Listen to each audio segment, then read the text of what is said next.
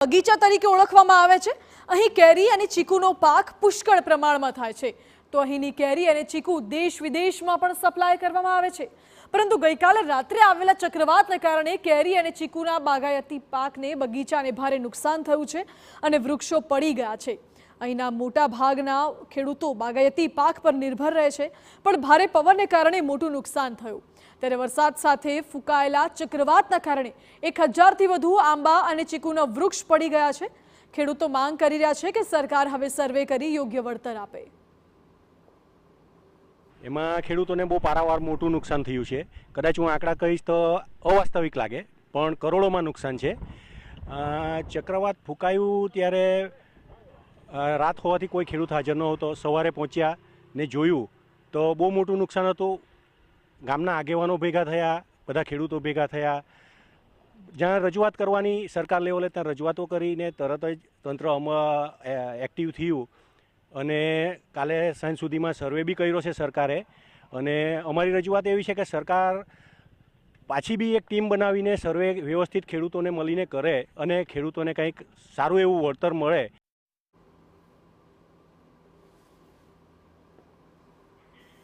નવસારી જિલ્લો કેરી અને ચીકુના પાક માટે વખણાય છે।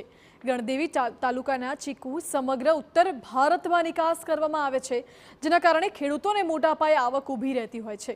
પરંતુ ચક્રવાતના કારણે વૃક્ષો પડી જતા ખેડૂતોની આવક પર રોક લાગે તેવી સ્થિતિનું નિર્માણ થયું છે।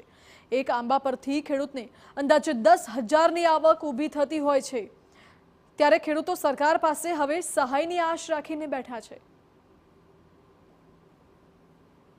જિલ્લો એટલે બાગાયતનો બગીચો અને એમાં પણ ખાસ કરીને ચીકુ અને કેરી મોટા પાયે થતા હોય છે અને સમગ્ર દેશમાં એ ચીકુની વખાણ થતા હોય છે। પરંતુ જે ચક્રવાતની સ્થિતિ નિર્માણ થઈ હતી એને લઈને જે કંઈક ખેડૂતો છે એમાં નિરાશાની લાગણી વ્યાપી છે, કારણ કે મોટા પાયે કેરી અને ચીકુના જે કંઈક ઝાડો છે 25થી 30 વર્ષ જૂના કે 50 વર્ષ જૂના પણ ઝાડો છે, એમને મોટા પાયે નુકસાન થયું છે। જેને લઈને ખેડૂતો જે સરકાર પાસે અપેક્ષા રાખી રહ્યા છે। કેટલાક ખેડૂતો સાથે વાત કરીશું અને એમની પાસે જાણવાનો પ્રયાસ કરીશું કે આ પ્રકારનું ચક્રવાત ફૂંકાયું હતું, આ કયા કયા વિસ્તારમાં આ પ્રકારની સ્થિતિ નિર્માણ થઈ છે? ખાસ કરીને અંચેલી ને સૌથી વધુ નુકસાન કછોલી ગામમાં છે।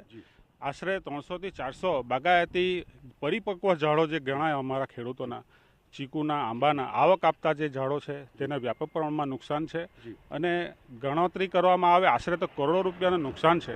જેથી કરીને ખેડૂતો ભવિષ્યમાં કેવી રીતના ઊભા થશે તેના માટે સરકાર પગે મદદ કરે એવી ખેડૂતોની આશા છે। બીજી એક વાત કરીએ તો કેટલું મોટું નુકસાન કહી શકાય અને ખાસ કરીને એક ઝાડ કેટલી આવક આપતું હોય છે? એમ જોવા જઈએ તો બહુ મોટું નુકસાન કહેવાય, કારણ કે આ એક આજીવિકાનો પ્રશ્ન હતો।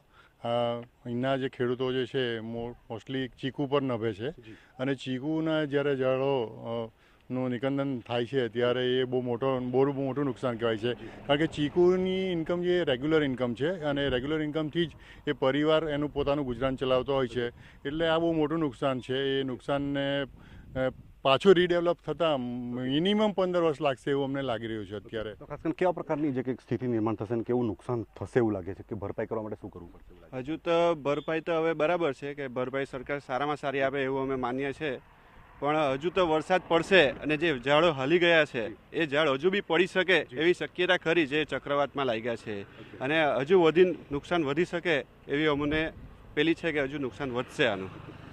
સમગ્ર જે ઘટનાક્રમ છે એમાં ક્યાં ક્યાં રજૂઆતો કરવામાં આવી છે, કેવી અપેક્ષાઓ છે? આખી ઘટનાની અમને જાણ થયા પછી અમે તરત જ તંત્રને રજૂઆત કરી હતી, ડિઝાસ્ટરમાં કરી હતી, મામલતદારશ્રીને કરી હતી, કલેક્ટરશ્રીને કરી હતી, કૃષિ પ્રધાનને કરી હતી, અમારા ધારાસભ્યશ્રીને રાકેશભાઈને કરી હતી અને રાકેશભાઈએ ત્યાં રસ દાખવીને તરત જ ગાંધીનગર હોવા છતાં ફોલોઅપ લીધું છે ને બપોરે સર્વે પણ થઈ ગયો છે। એટલે તંત્રની કામગીરીથી અમે સંતુષ્ટ છીએ, પણ હવે પછીની જે કાર્યવાહી છે તે સરકાર વિચારીને ખેડૂતોને સારામાં સારું વળતર આપે। ખાસ કરીને મારા ગામના તાલુકા પંચાયત સભ્ય, આપણા તાલુકા પ્રમુખ શ્રી પપ્પીભાઈ, એ બધાનો આભાર માનવો છે કે એ લોકો ખડે પગે અમારી સાથે હાજર રહ્યા છે આખો દિવસ અને અમને સારામાં સારી પેલું કરી છે એમ। એટલે અમે તંત્રથી ખુશ છીએ। તો ખાસ કરીને જે સ્થિતિ નિર્માણ થઈ છે એ કુદરતી આપત્તિ કહી શકાય। કુદરતી આપત્તિમાં જે રીતે ખેડૂતોને નુકસાન થયું છે, કેરી અને ચીકુ પાકો એ રોકડિયા પાકો છે, ખેડૂતોની સદ્ધરતાની એક મોટી નિશાની છે અને એમાં પણ નવસારી જિલ્લાનો ગણદેવી તાલુકો બાગાયતી પાકોના લીધે ખૂબ વખાણાય છે, પરંતુ જે નુકસાન થયું છે એની ભરપાઈ સરકાર કરી આપે, થોડીક મદદ થાય એવી અપેક્ષા રાખીને બેઠા છે। નિલેશ ગામી, TV9 નવસારી। વાત હવે વડોદરાની। શહેરમાં સર્વત્ર ખાડાઓ જોવા મળી રહ્યા